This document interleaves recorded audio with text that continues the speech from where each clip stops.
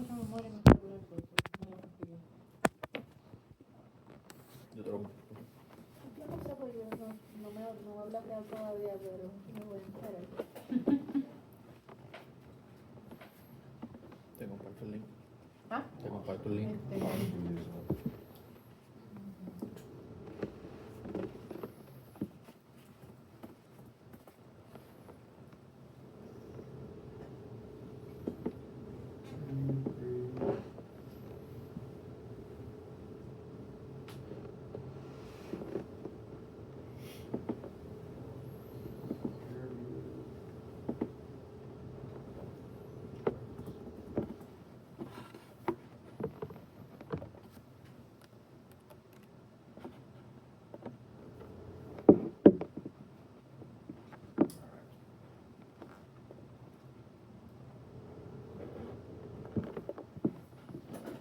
How many we have here? 122?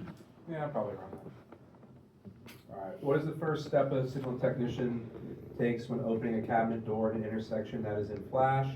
So C, note the current status for the controller of the monitor. So we saw that in that chapter where it was showing the controller and the monitor looking at what was going on. Which monitor is designated a Caltrans cabinet, or which conflict monitor? So this one just gonna have to memorize. It's called a 2010. That's the monitor that you slide into the module there. In an NEMA TS1 cabinet, a loop detector provides a call or input to the controller by providing, so C, remember it's opposite what you think of, it's zero VDC.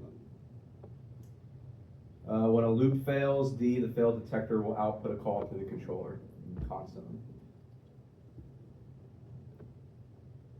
To reduce liability, how often should an MMU or conflict monitor unit be certified? So that should be once a year. The final traffic signal plan set must be approved and signed by a registered professional engineer. Conflict monitor, MMU, will put the intersection into flash if the monitor detects a conflict indicating or indication an output voltage that is at least, so B here has to be at least 25 volts. I covered that in the class anymore.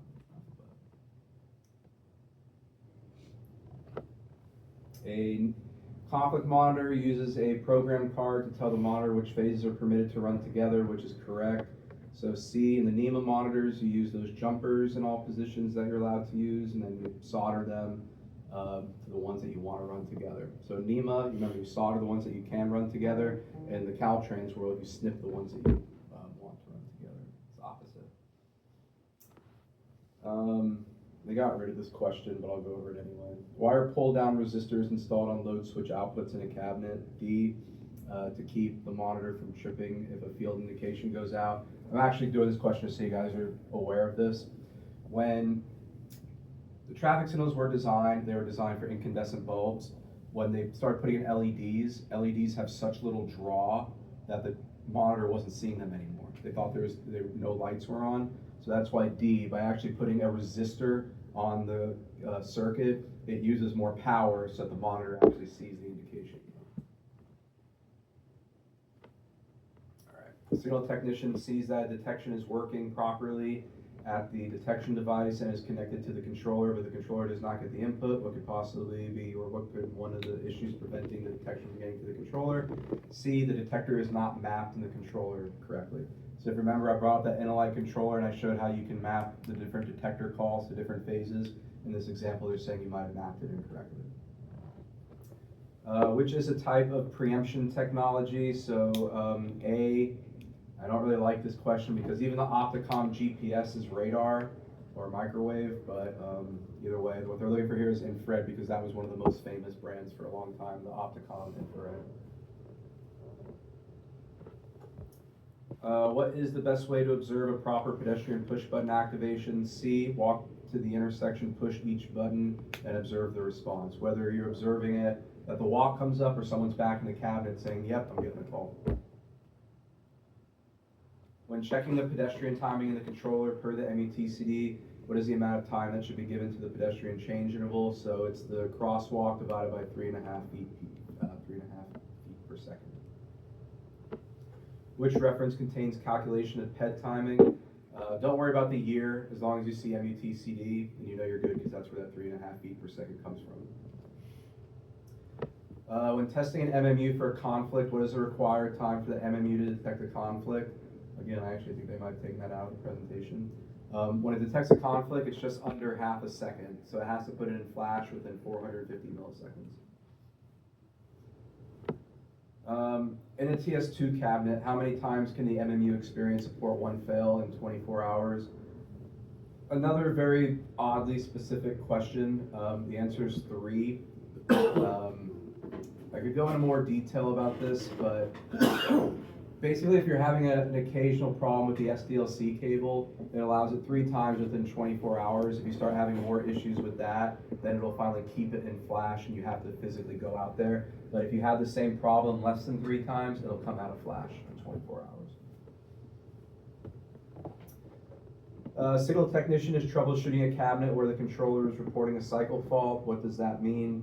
C, there's been multiple cycles that a phase with demand has not been serviced. So if you remember earlier, I said there's a secondary test in the controller to check to make sure that a phase that needs to be serviced, if it doesn't get called or it never gets called after 3 cycles, it'll put the intersection of free and service that call. In a TS2 cabinet, what is the one device in the cabinet that can help a signal technician diagnose a fault occurring due to an issue in the cabinet or in the field? D, so obviously the conflict monitor is going to tell you what it can for what's wrong. If a signal technician is required to change a timing parameter in the controller, it is important to do which of the following? B, log the timing parameter change in the intersection maintenance logs, notify the responsible party for signal timing. It should also say update the timesheet. In a signal cabinet on the signal monitor, what does a field check indicate? So this was one of the conflict monitor things that we went over. So field check was the one that the signal indications don't match the controller. So the conflict monitor is looking at the controller and it's looking at what is actually happening in the field. If the two don't jive, that's field checking, and if they don't jive, it'll put it into flash. An older TS1 cabinet experiences a flash condition, but the signal heads are also showing active green, yellow, red indication. What is the most common issue? D, so that mercury contactor, which you learned yesterday, is also replaced by the solid state relay. Mercury contactor is stuck on in the position, so it's allowing everything to stay on even though it's not supposed to be. What is a bad idea to plug or why is it a bad idea to plug operational equipment, cameras, network switch into the GFCI service outlet? So that's usually the one that has a little switch on it. It can trip with power surges or nearby lightning strikes, and then you have to go out there and hit the reset button again, whereas a normal power will just come back on. So try not to plug anything into that if your cabinet has something. The purpose of the controller CVM output is to allow the CMU or monitor be the controller operating voltage. So again, the controller sends that out itself. So if the controller wants to be in flash, it'll mess up that CVM on purpose, and it will tell the monitor to go into flash.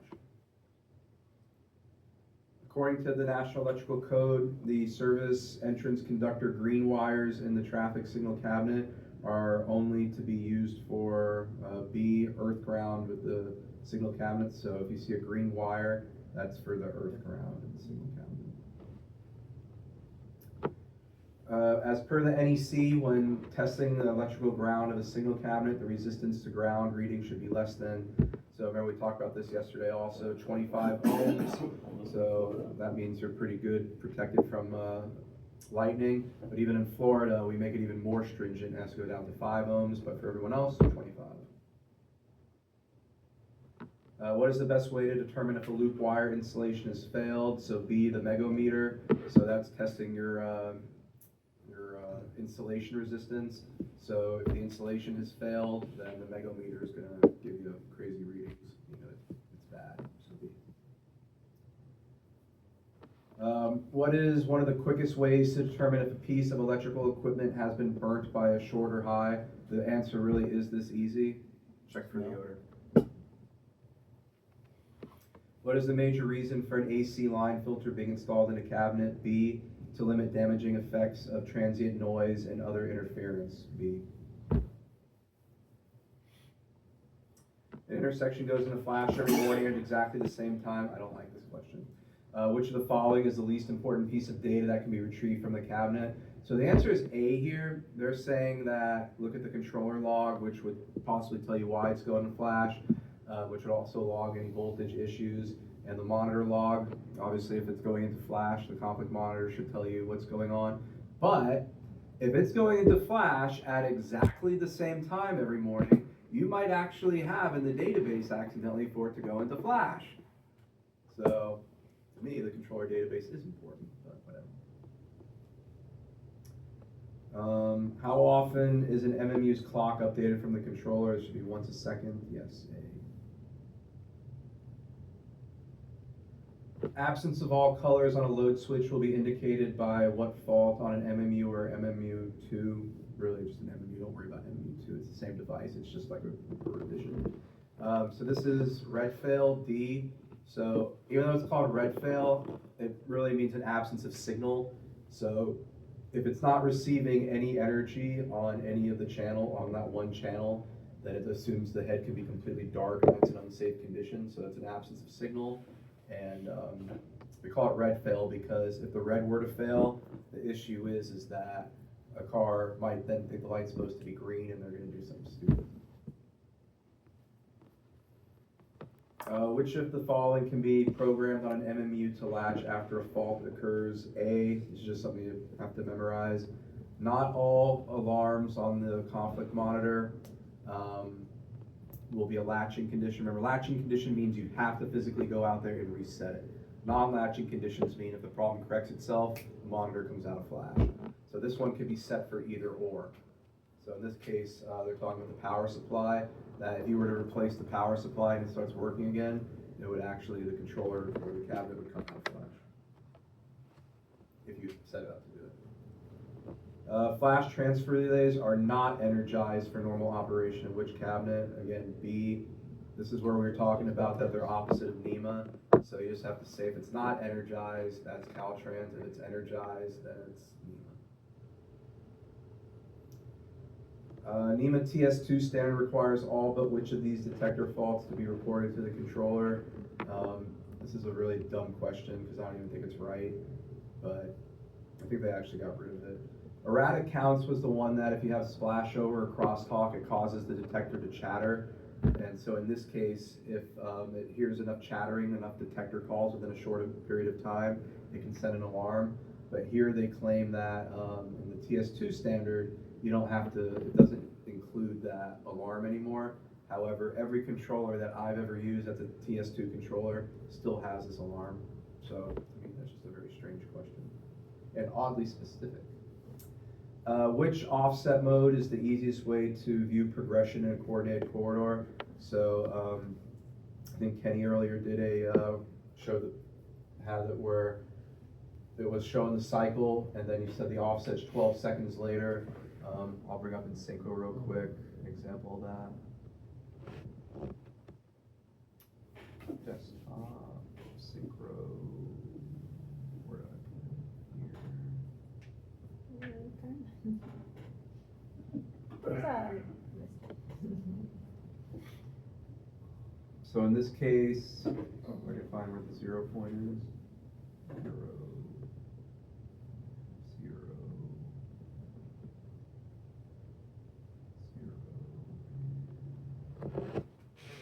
So if you were driving this corridor right now, you'd see all these lights turn yellow at the exact same time. They all turn green at the same time. If we wanted to progress it so that everyone driving the corridor got a green signal no matter what going northbound, we would raise the offset.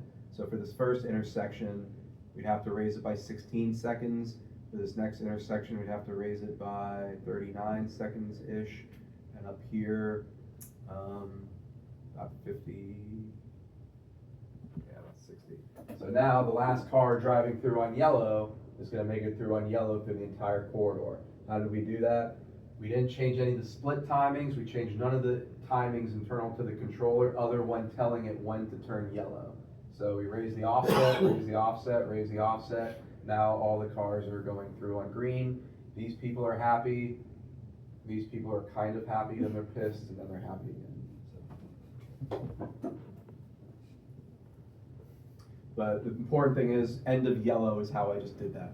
I didn't line up the beginning of green, I lined up for end of yellow. Because when I want the signal to go yellow, I don't want there to be any cars left. What is the importance of track clearance? So we talked about that. When the railroad's coming, it gives a green signal to where the track is to flush anyone out that might be on the track still. Which detection system typically cannot be used for pedestrian? This would be A, unless you're Iron Man made out of metal. A loop detector is not going to pick you up. But luckily, I am Iron Man. Awesome. Why is it important for a signal technician to verify that the phase concurrency is the same in the controller as it is on the MMU or CMU? D, the MMU will stay in flash if it doesn't mirror what's in the controller. So I showed you that on the Interlight Q3 controller, that if it already generates its own concurrency, it wants it to match what's in the monitor. Of the following, which answer would most likely not require a controller database to be verified to be correct? B, when the controller has been restarted. However, I have seen controllers restart and lose their databases if the memory card in them goes bad. But in this case, you shouldn't have to do that.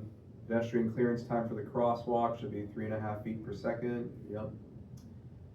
Cabinet has been modified, new detection is added. Where is the most important or appropriate place to note the addition? B, make changes to the cabinet drawing, log the change in the intersection maintenance log. So if you make any kind of modification, always supposed to update your records. Why is it important to round corners of saw cuts for loop installations? It's kind of duh. If it's obviously a 90-degree angle, that's going to cut the cable if it's too sharp, so it has to be rounded. So when you wire loops up and you add turns, that increases the inductance. So if you have a smaller loop, you have to have more turns to increase the inductance enough to pick up a car. If you have a much longer zone, then you don't need to do as many, because the inductance is going to be bigger in a larger loop. So more loop or more wires will increase the inductance and help you get detected. Which of the following terms is used to describe when two loop fields interact with each other? So B, again, you'll never get crosstalk and what was the other one? Splashover is the same answer. So as long as you remember either crosstalk or splashover, you'll get this question right. In case they're talking about crosstalk, B. You remember crosstalk. You'll lead a bully, spill over. When testing a countdown ped head, how does a signal technician determine the correct time that should be displayed in the countdown? D, it's a passive device, so it has to run the countdown, or it has to learn how long the flashing don't walk is. The next cycle, it'll know how much time to give it to show off the countdown. But usually if you lose power, it takes a cycle or two to get your countdown back because it has to relearn. Signal technician is looking into a cord issue for a coordinated corridor. What is the most important timing parameter for the technician to check? B, that the clocks are in sync. And again, you can buy cell modems now for like less than $300, and I'm sure you guys have T-Mobile on the island. Mm-hmm. There's T-Mobile rates for data plans that are like $5, $10 a month now. Mm-hmm. So if there's signals that you guys want to get online, it's pretty easy to do that now with cell modems. Yes, the clock. Then once they're on the cell modem, you can obviously sync the clock. All of Miami-Dade is cellular, actually. They hardly have any fiber. There's a coordinated corridor that is fairly straight and the intersections are closely spaced. The signal technician is asked to verify the corridors in sync. What is the most efficient way to verify this? D, visually watch that each intersection turns green or yellow consecutively. So that time-space diagram I had earlier, you can then print that out and watch it. Is this actually occurring when I'm out in the field? And then if it's not, you know you messed up somewhere. Very specific logic ground question. A TS1 170 cabinet logic ground should be isolated from the cabinet, which makes sense because it doesn't have to be bonded to earth ground or any of the other types of grounds in there. It's just basically sending its own 24 volts on or off to detectors and things like that to just say if something should be on or off. A managed network switch is used in the cabinet. What is needed in the IP programming of the controller to get the switch to the TOC? Again, you can tell the people that wrote this don't really know networks very well. But they're assuming here that the field devices are talking through a router, in which case if you have a router, you need to have a gateway assigned on your computer. I don't think yeah, my Wi-Fi went down for my phone, otherwise I could have showed you the IP address that my phone was assigning to the computer. And then you would see the gateway. Which of the following is a NEMA TS2 detector fault status? So max presence, that's the one where I can say, if I get a constant call for more than 30 minutes, send an alarm to the traffic management center saying that you have a broken detector. Excessive loop leads from several loops have been pulled into a pull box. What condition needs to be addressed by the signal technician to make the loops work best? D, the lead-ins are twisted then coiled. So just remember that they're kind of twisted, then you have to coil them up in a certain way to make sure that they're going to work right.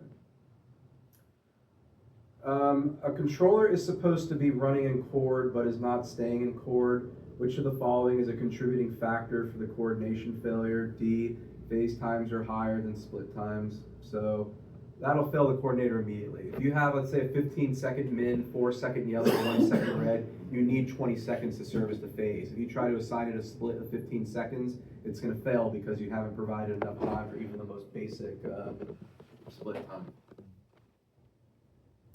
Which of the following flash conditions in a NEMA or ATC cabinet are specifically caused by the controller? B, CVM. So again, the controller is telling it whether or not to be right or not. Signal technician is reviewing the controller logs and continually sees a cycle fault error. What does that mean? Same thing from earlier. The controller is in chord and it skipped a movement. Here it says 2 cycles. I thought it was 3. I don't think it's going to ask you if it's 2 or 3 cycles, but you get the idea. I think in the traffic where controller is definitely 3. How does a signal technician verify that the correct timing is in the controller? Assuming that what's in the timesheet is correct, then you just look at the timesheet and make sure that it's right. As soon as vehicles leave the detection zone of an approach that has met a minimum green time, a signal immediately goes to yellow from the green display. This could be a result of A, no extension time program. So that means the second a car drove off the loop, maybe there's another car, it just hasn't reached the loop yet because maybe the loop is only like 20 feet long. But what's happening here is someone forgot to program an extension gap or, I always forget the third one, extension gap or passage time. So as soon as the car left the loop, it went yellow. What is the reason the green interval may change even though there is still vehicle demand? B, maximum green time has been met. Under heavy traffic conditions, the green time for a phase is noticeably short despite high traffic volumes. So C, too short an extension time. The trucks take a little bit longer to get going, and so you need to add a little bit of time to that extension time so that they can catch up to the loop. 2 adjacent lanes have loop detectors which are connected to one channel of detection. It is observed that vehicles are not being detected in one lane. This could be caused by A, damaged loop connected in parallel. This was the same question we had yesterday, where parallel loops, it's going to take the path of the working loop. That way you have no way of knowing that you have a bad loop. Which again, most loops now have individual lead-ins to the cabinet anyway. I hate that they say observations indicate. It is observed that vehicles are being detected in one lane and shown on the detection unit. However, the controller does not show any detection for that phase. This could be caused by C, improper detector phase assignment programming in the controller. So again, wrong mapping. It's observed that extending a max green on every cycle despite no vehicles being present in the detection zone. This is caused by A, probably a damaged loop. It's observed a right-turning vehicle approaching the intersection on the side street, stops and makes a right turn on red. When this happens, the signal cycles to the side street even though the vehicle is no longer present. This could be caused by C. It was set up as locking detection, meaning once that car hit the loop, until that light turns green, the controller is not going to drop a call, even if the car left the loop.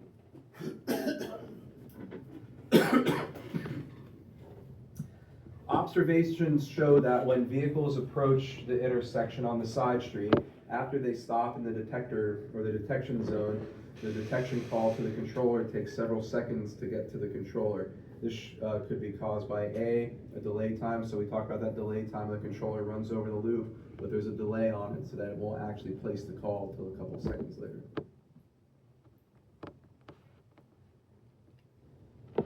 What happens when a vehicle parks in a detection zone at an intersection using non-intrusive detection?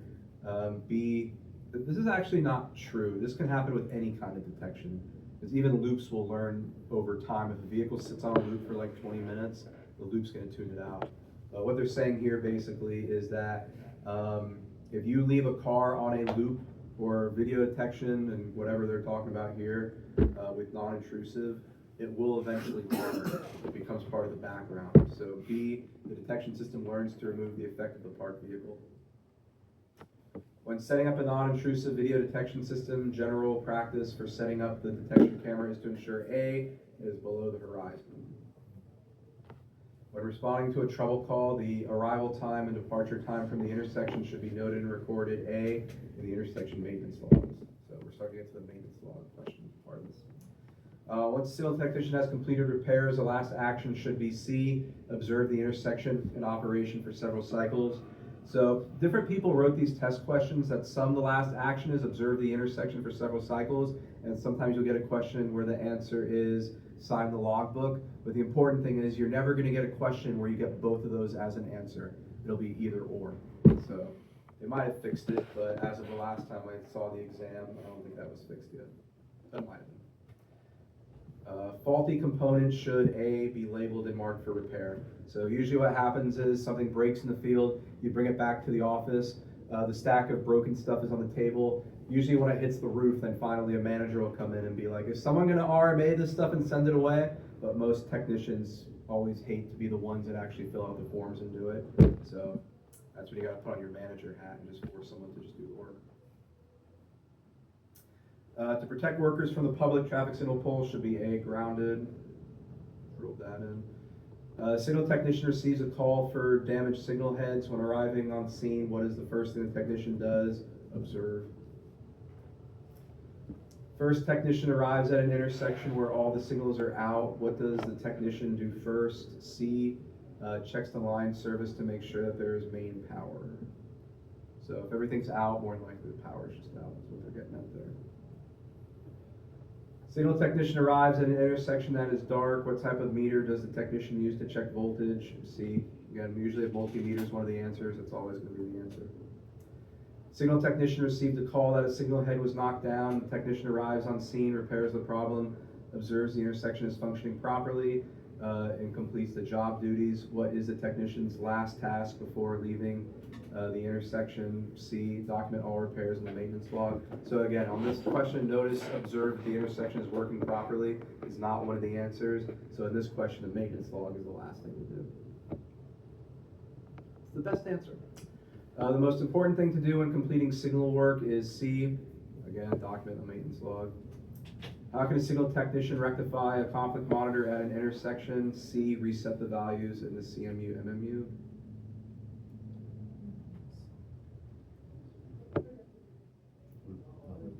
Replace a C and Oh, sorry, I read D instead of C. Yeah, it's C. Replace it with the newly tested one. Thank you. At least I catch myself like that. Doesn't seem right. All in-use signal conductors should be A. Bottom of the cabinet, there's a ground bar, which then ties to the green wire that goes out the ground. So you want to make sure it's tied to that. Which of the following documents should a signal technician check when performing controller troubleshooting?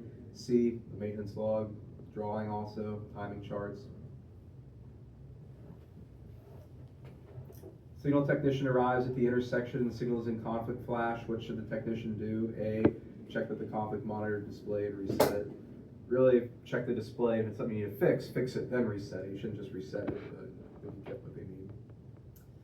According to the Traffic Signal Maintenance Handbook, which is a handbook that IMSA puts out, how often should an MMU be tested? So again, annually, every year. Okay. So that's the second or third time we've had this question now. How does a signal technician check the MMU for proper operation? A, conduct a test using a certified MMU or CMU tester. So in addition to certifying the conflict monitor once a year, you also have to certify the tester once a year.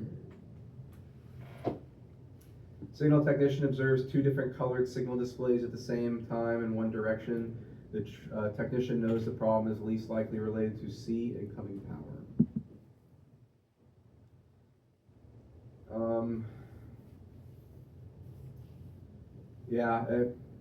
When they mean incoming power, it means like the power to the cabinet. So if the cabinet's got power, that's not going to have anything to do with any kind of malfunction. Pedestrian phase is not being serviced after the push button is activated. What is the first thing the technician should do? D, verify the input is received in the controller. So have someone hit the button, see if it's setting a call or not. According to the NEC, when installing a ground rod, it must be installed so that signal technician can obtain an ohm reading of 25 ohms or less. That's a repeat, eh? Yeah, a lot of repeats. During a pole inspection, it's important to check the pole and foundation for A, rust and corrosion. The other three don't make sense for a pole. NEMA cabinet load switch output operates at what voltage? So remember, they're talking about the output. That's your regular 120 volts AC. That's what's going out to the signal head. What is required where wires enter the traffic fixtures and or poles to eliminate wire chafing? So yesterday they were calling it bushings. Today it's called grommets. A different guy worked on this example. What type of connectors should be the signal technician use when repairing wires underground or pole box? C, everything should be waterproof.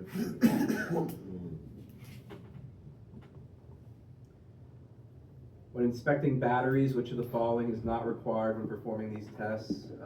C, you don't really need an ohm meter, but I guess they want you to wear gloves, wear safety glasses in case the battery, I guess, explodes on you. I don't know.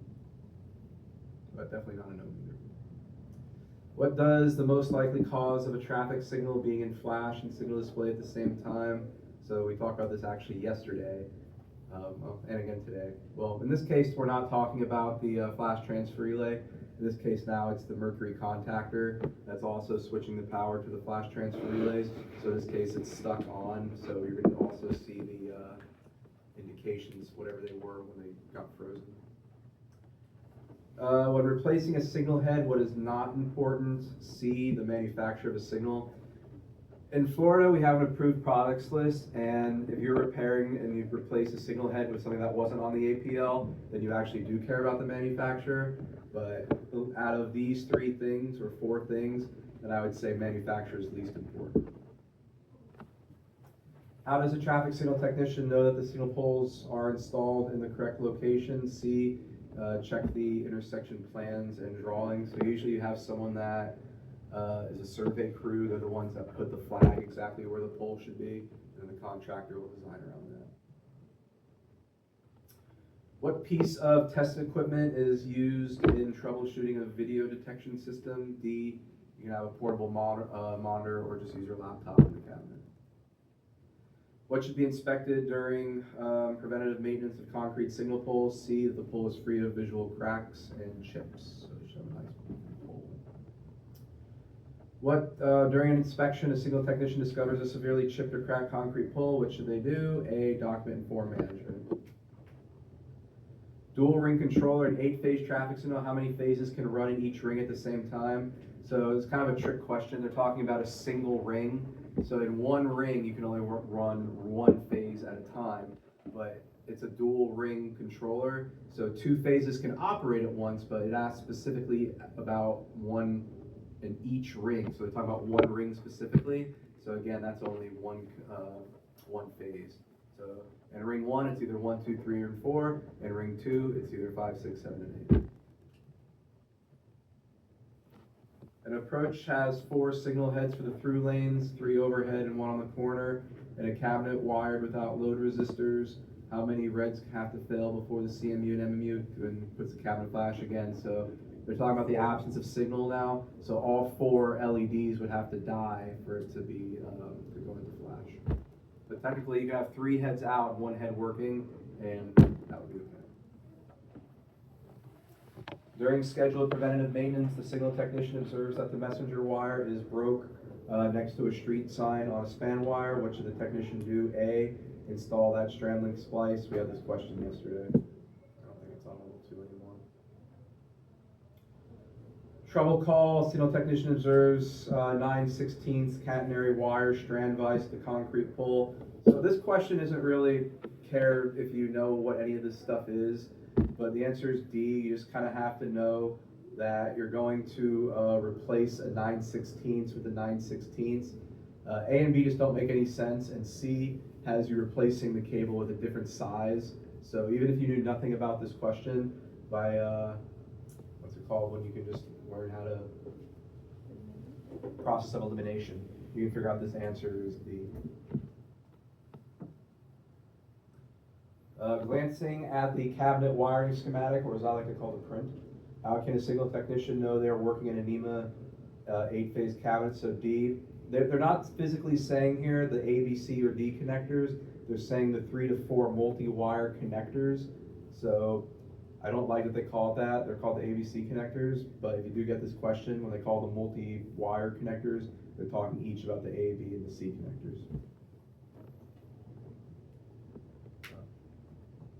That's a good one.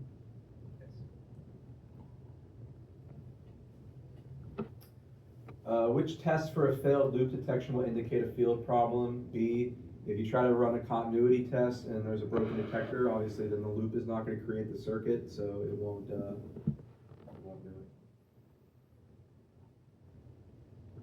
MMU indicates a red fail on phase 6. Why?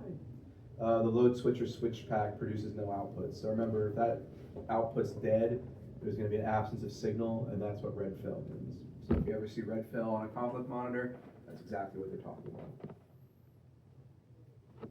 Signal technician gets a call that a traffic signal is in flash. The signal has been in flash recently. Where should the technician look to get more information about the problem? We had this question earlier. Review the cabinet maintenance logs. Well, actually, when it was earlier asked, it said you could look at the MMU logs, but in this case now, you could also look at the maintenance logs to see what the previous technician did. While in the field, where would a signal technician find information about work that has been performed at a traffic signal intersection? C, again, the maintenance log. If all else fails, the answer is maintenance log. What testing device would a signal technician use to verify continuity of a detector home run cable? B, a multimeter. Multimeter always wins. Which of the following could cause a controller to show a constant call in phase 2? A, broken loop. About the 10th time we've had that now. Which of the following could cause signals at an intersection to repeatedly go into flash? D, the MMU shows a conflict on 2, 6, and 4 during the interval of 2, 6. Phase 4 green terminal has blackened and the terminal screw is loose. So sounds like there was a short on phase 4, so it's sending basically energy out to phase 4. Conflict monitor is picking that up as a conflict. Both traffic signal heads for phase 8 eastbound yellow are out. The load switch is blown. Upon further inspection, the signal technician discovers a shorted wire. Which of the following options describes the most likely cause of the shorted wire? B, the signal cable has rubbed through to the bare copper. So basically that's what shorted it. Traffic signal pull box vaults need to be routinely inspected during a PM. What are some items that should be inspected, and what should signal technician expect to see if the pull box is properly maintained? So obviously on D, the cover should not be broken, and the cables emanating from the conduits are not pinched between the cover and the conduits. Especially bad when that happens with fiber. After a signal technician has made modifications to a traffic signal, which of the following tasks is the most important to complete? A, document the intersection maintenance log on the signal inspection drawing. So, maintain the log. After doing any repairs at a traffic signal, what is the most important thing to do? So notice here, before leaving the intersection, signing the log is not one of the choices, but observe the signal is one of the choices. So just be aware that either answer could be correct on these before leaving the intersection. What should you do? What is the best way to verify that the proper field PED actuation corresponds to the proper phase? A, one technician pushes individual buttons while another technician verifies inputs that the controller are correct. So if you have a 2-person team, it's a lot easier to go out, push the button, see the call. Even on the Q3 controller, You could even then do it remotely. I could open up the web page for this and I could be like, all right, hit the button, and it'll actually show the PED coming up here for it. I gotta hit it here, or, yeah, there it is. So I would actually see when they're pushing the button, you would actually see the walk person come in here.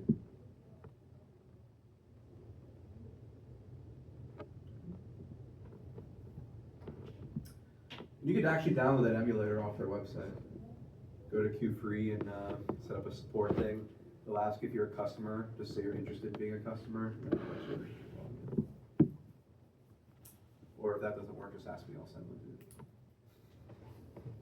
Just I'll warn you, if you get used to that controller, then all the other controllers you have, you're gonna get pretty tired of.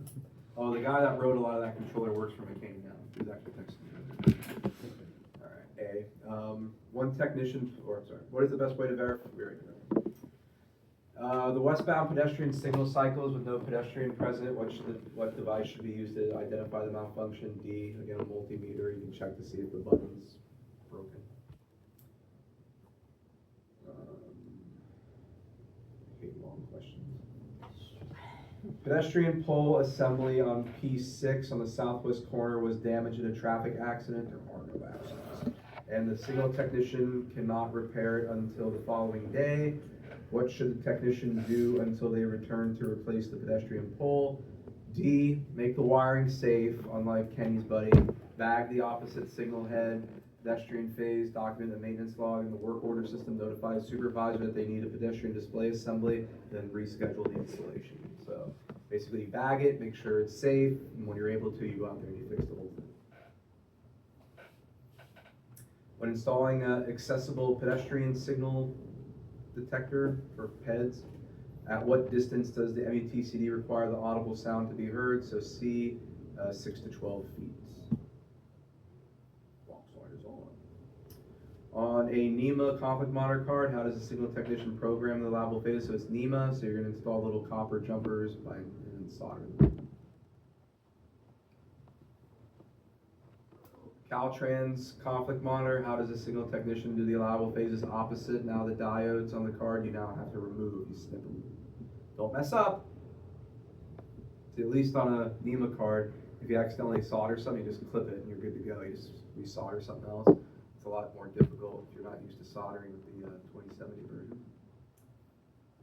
In an MMU, is it possible to tape the reset button to prevent the traffic signal from going into flash? No. It's only a momentary contact now, and then if it's not ready to come out of flash, it'll go back into flash. What is a way to verify that the UPS, the uninterruptible power supply, has been connected and is operating properly? Turn off the main breaker at the service, and you can see if the UPS takes control. During inspection of the UPS connected at the traffic signal, the signal technician notices one of our 4 batteries has bubbled. What is the recommended response? D, test the other batteries and replace the expanded bubble battery along with any other failing batteries. So you really don't want to have one battery with a bunch of working batteries. So you test them all, make sure they're all outputting good voltage. Which of the following must be done after changing the UPS batteries? A, document initial battery voltages and work done in the maintenance log. Which of the following should a technician do when performing an inspection on the traffic signal head? C, frayed or damaged wires. So, makes sense. B, after connecting phase 2 northbound through movements loops to the vehicle detection board and the traffic signal cabinet, what should be verified? That the northbound through detection is placing calls on phase 2. So again, mapping it correctly. The pedestrian timings in the controller unit should match which of the following timing documents? D, timesheet. When the controller timings do not match the timesheet, who should you contact? The traffic engineer. You guys. After the signal technician changes the pedestrian timing in the controller based on the timesheet, what document should be updated before leaving the intersection? What do you know? The maintenance logs. Per the MUTCD, what standard is used to calculate the pedestrian clearance time? C, crossing distance divided by the walking speed, which is 3.5 feet per second. For the emergency vehicle preemption system, what is the best way for the signal technician to test operation of that system? B, drive the corridor with the vehicle equipped with the emitter. It's a lot of fun. What is the best instrument to assist the signal technician for locating bad fiber optic splices or cut fiber cable in the field? B, that's your OTDR, optical time domain reflectometer, which is really fun to say. You can be at like some meeting and just say, you know, the optical time domain, you know, people think you're really smart. Fake it till you make it. Directional antennas are being used in a wireless network. A strong windstorm passes through the area. Communication to some areas is now non-existent or have weak signal.